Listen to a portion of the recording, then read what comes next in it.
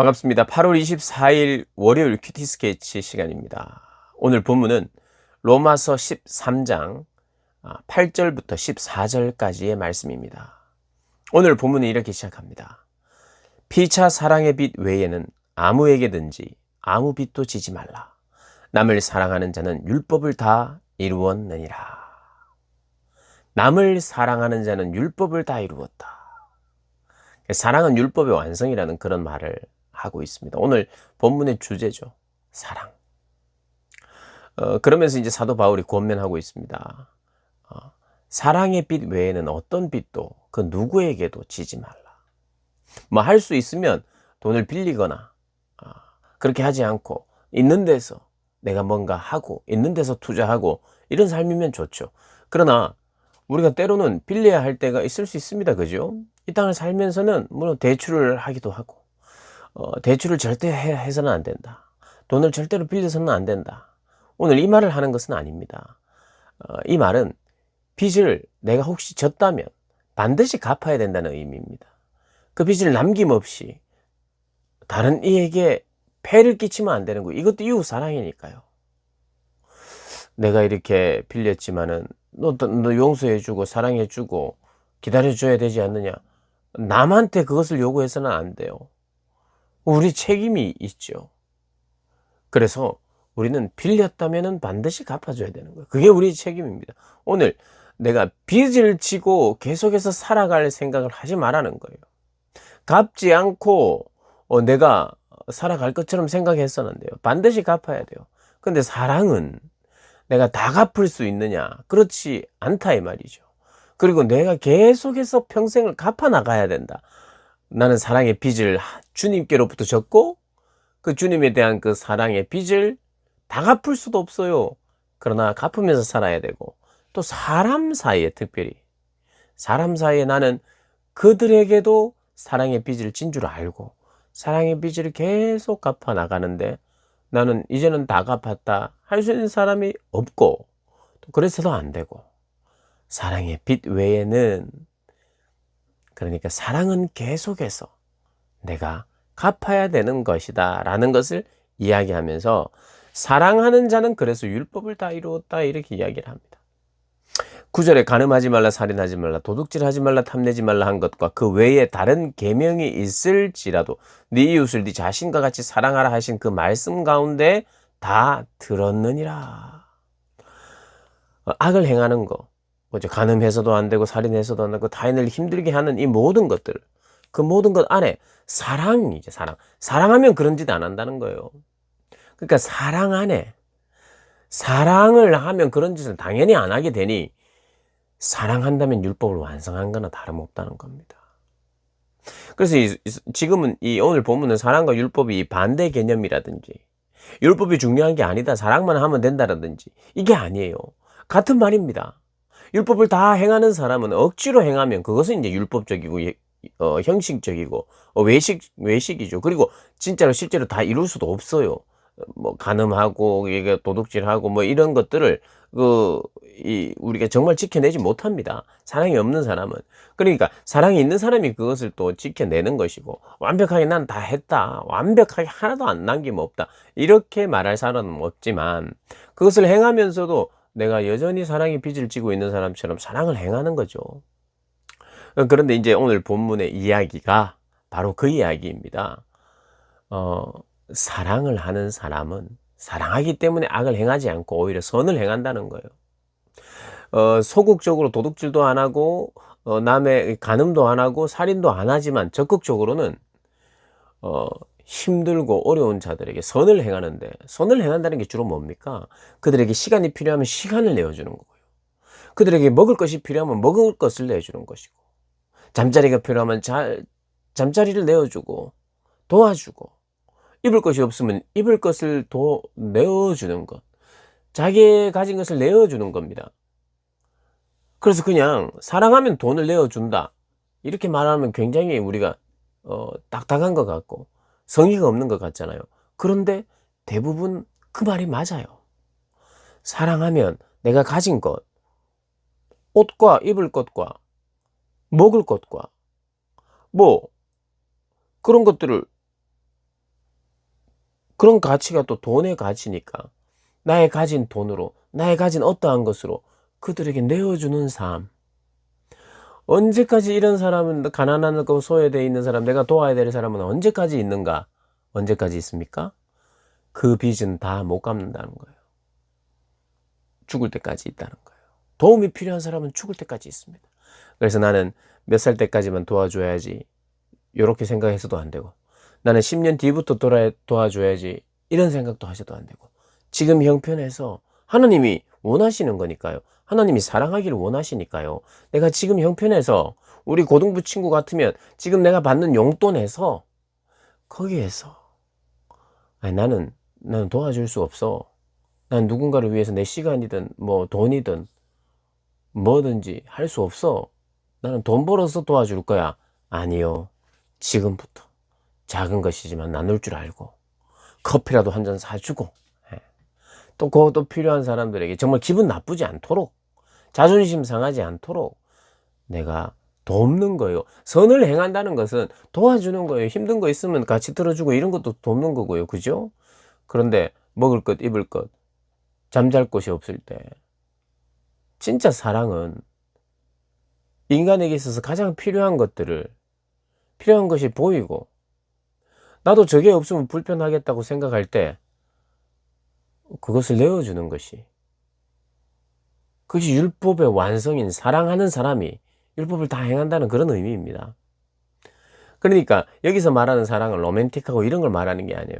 여기서 말하는 사랑은 단지 위로를 주고 상처를 싸매어 주고 계속해서 용납해 주고 용서해 주는 것만을 말하는 사랑이 아닙니다. 법을 지켜내는, 순종하는 사랑을 말하는 거예요. 순종입니다. 순종. 그래서 이 사랑은 단호함도 있어요. 사랑하기 때문에 어떨 때는 상처를 줄 수도 있어요. 왜냐하면 그의 연약함을 건드려야 되고 또 그의 연약함을 터뜨려야 되니까 때로는 사랑 속에 상처를 줄 수도 있는 거예요.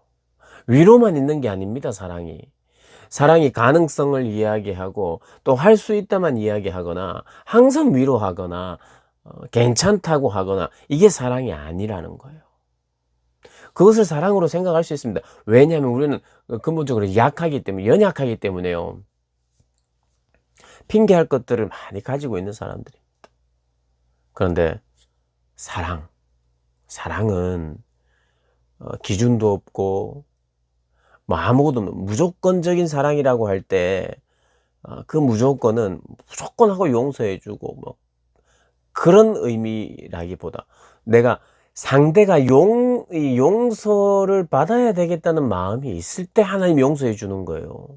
하나님도 기계적으로 용서해 주시는 분이 아니에요.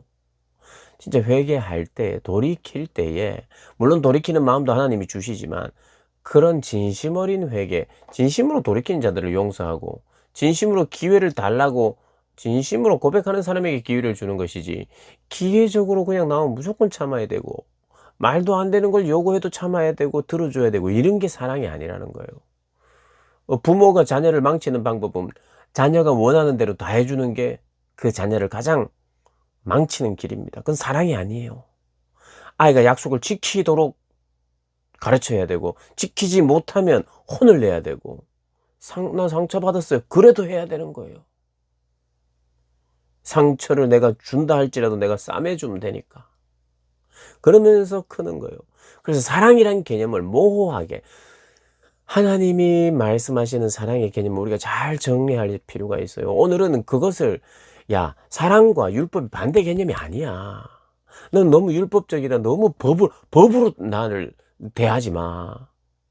사랑으로 대해. 그죠? 이건, 그죠? 법으로 막 잣대를 가지고 너 이렇게 대하지 말고 인간적으로 대해주고 사랑으로 대해줘.